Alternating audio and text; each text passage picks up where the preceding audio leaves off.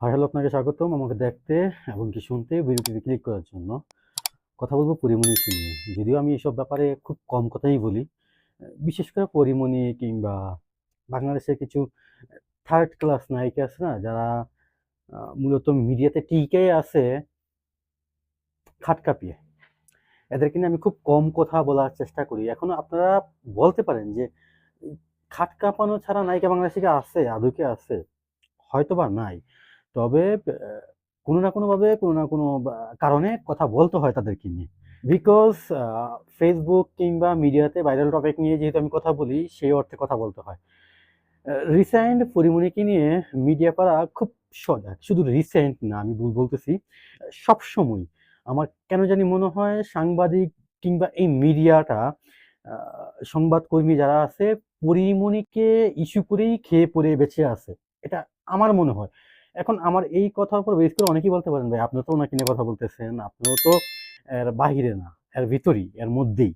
Actually আমি আসলে পরিমণিকে নিয়ে কয়টা ভিডিও বানাই, তাই না? আমি যেহেতু ভাইরাল টপিক নিয়ে কথা বলি কিংবা যেটা আমার কাছে মনে হয় ওই টপিকটা নিয়ে কথা বলা দরকার, সেটা নিয়ে কথা বলি। তো সেই অর্থে আমি মাঝে মধ্যে পরিমণি ইস্যু জনিত ভিডিও যদি আমার চ্যানেল কিংবা পেজ আপনি সার্চ করেন, খুব বেশি একটা পাবেন না। ১ টা কি ২ টা পাবেন। যাই হোক, এর মধ্যে অনেক ইস্যুই গেছে পরিমণিকে নিয়া। পরিমণির প্রাক্তন স্বামী মারা গেছে। এটা নিয়া নিউজ। এমন কোনো মিডিয়া চ্যানেল নাই বা পত্রিকা নাই যারা কিনা অনলাইনে এটা নিয়ে নিউজ করেনি। শেষ পর্যন্ত ফেস দ্য পিপল এটা নিয়ে নিউজ করতে বাধ্য হইছে যে পরিমণি প্রাক্তনদের ছাড়তে পারলেও পরিমণিকে ছাড়তে পারেনি আমাদের গণমাধ্যম। পরিমণিকে ছাড়তে পারেনি। একটা মানুষকে নিয়ে একটা মানুষ যদি পটিও করে, একটা মানুষের বাচ্চার জন্মদিন, দাঁত পড়ছে, দাঁত উঠছে, আজকে রান্না করতে যেয়ে হাত পুড়ে গেছে, এই সিলি ব্যাপারগুলো নিয়েও তারা মিডিয়াতে মানে এই গণমাধ্যমগুলো নিউজ করে, মিডিয়া কভারেজ করে।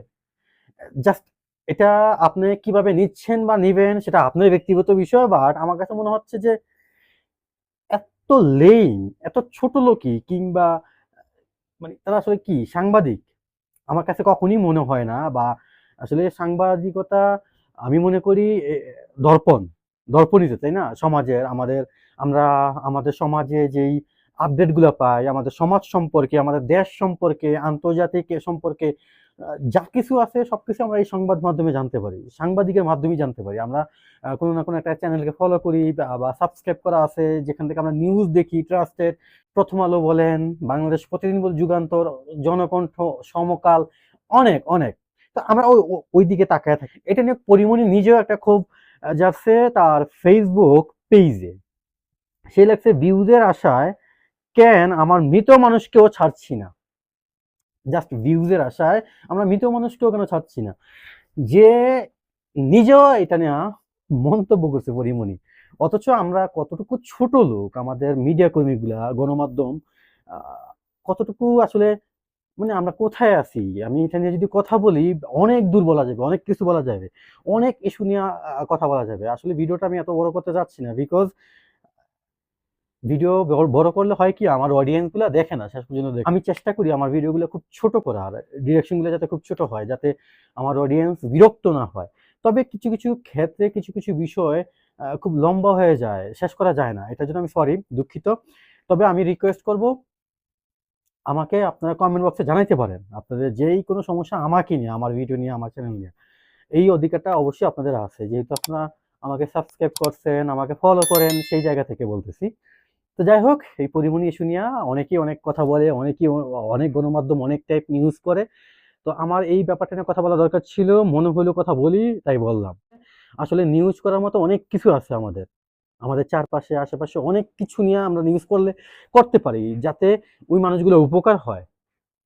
এরকম অনেক নিউজ আছে, যে মানুষগুলোকে নিয়ে আপনি নিউজ করলে আমাদের চোখে পড়লে যারা প্রবাসে থাকে বা যারা একটু ভালো পজিশনে আছে তাদেরকে হেল্প করতে পারে। এরকম ছোটখাটো বিষয় নিয়ে আমরা অনেক টাইপ চাইলেই নিউজ করতে পারি। আপনার একটা মানুষকে উপকার করার মতো মন মানসিকতা অনেকেরই আছে। বাট অনেকে ওইটার পর্যন্ত জানে না বা যেতে পারে না। যার কারণে করতে পারে না। বাট মন মানসিকতা আছে। এরকম অনেক আছে।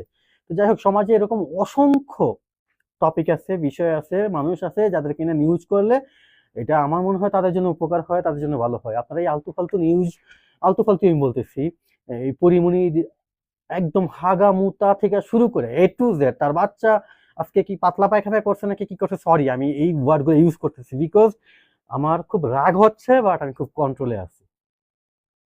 আমি রাগ জাগতে পারতেছি না। একটু মুখ খারাপ করা সর্বোচ্চ, এতটুকুই তো, তাই না?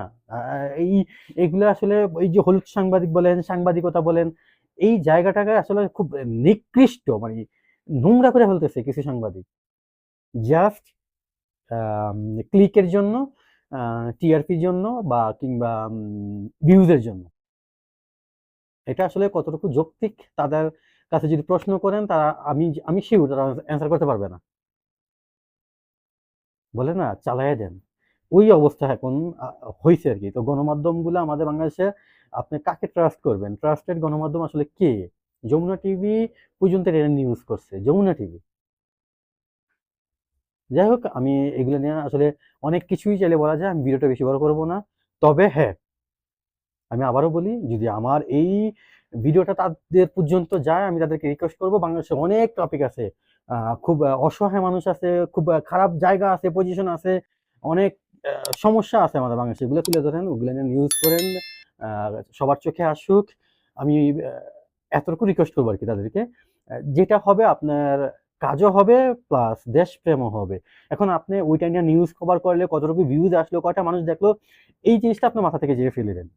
আমি নিজেও যখন ভিডিও বানাই, আমি চিন্তা করি না এই মানুষগুলা যে আমার ভিডিও দেখে 500 1000 যতটুকুই দেখে, ভিউজের পর আমি তাকাই না, আমি চিন্তাই করি না। আমার মনে হয় 2টা মানুষ দেখছে, ওকে আলহামদুলিল্লাহ, আমি শুকরিয়া আদায় করি। ট্রাস্ট মি, আমি মনে করি 5টা ভিউজ আসছে, আমি শুকরিয়া আদায় করি। 5টা মানুষ তো শুনছে, 5টা মানুষ তো দেখছে, 5টা মানুষ তো আমাকে দেখছে অন্তত।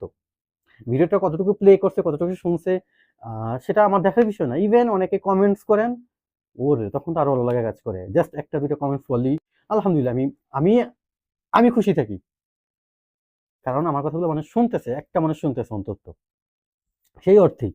তো এই ভিউজ এর পিছনে না ধরে নিউজ প্রপারলি ভালো কাজ নিয়ে নিউজ করেন, ভালো কিছু নিয়ে নিউজ করেন। কোনো প্রবলেম হচ্ছে আমাদের দেশের, রাস্তাঘাটে অনেক সমস্যা, অনেক টাইপ প্রবলেম ফেস করতেছে অনেকে, সেটা নিয়ে আমি নিউজ করেন। আমার মনে হয় সেটাই ভালো হবে। সো ভিডিও আর বেশি বড় করব না। ভিডিওটা ভালো লাগলে অবশ্যই লাইক করবেন, শেয়ার করবেন। ভিডিও সম্পর্কিত যেই কোনো মতামত আপনি আমার মন্তব্যের বক্সে মন্তব্য করতে পারেন। সেই সম্পূর্ণ অধিকারটা আপনার আছে। আর হ্যাঁ, আরেকটা জিনিস, আপনি যদি আমার চ্যানেলে নতুন হয়ে থাকেন, অবশ্যই চ্যানেলটা সাবস্ক্রাইব করবেন। আজকে এ পর্যন্তই। টাটা।